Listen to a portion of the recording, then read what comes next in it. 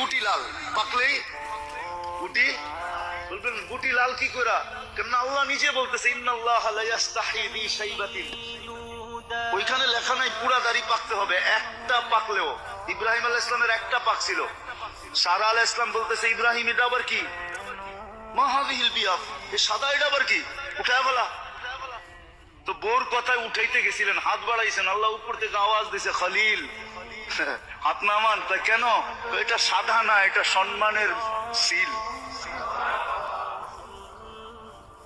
তোমাকে সম্মানিত করার চিহ্ন দিলাম, চিহ্ন সাদাটা সম্মানিতের চিহ্ন।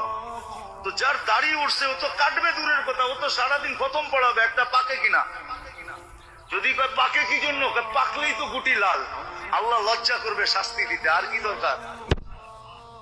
আর জাগর সব ডিপাইকা গেছে, ওগো তো কোনো কথাই নেই, ওগো তো ডেলি খুশির জন্য মানুষে ফুল দেওয়া দরকার। আরে তুই ফুল দেস কেন ডেলি সকালে উঠা? আরে দাড়ি পাকছে ফুল দিমু না তো কি দিমু?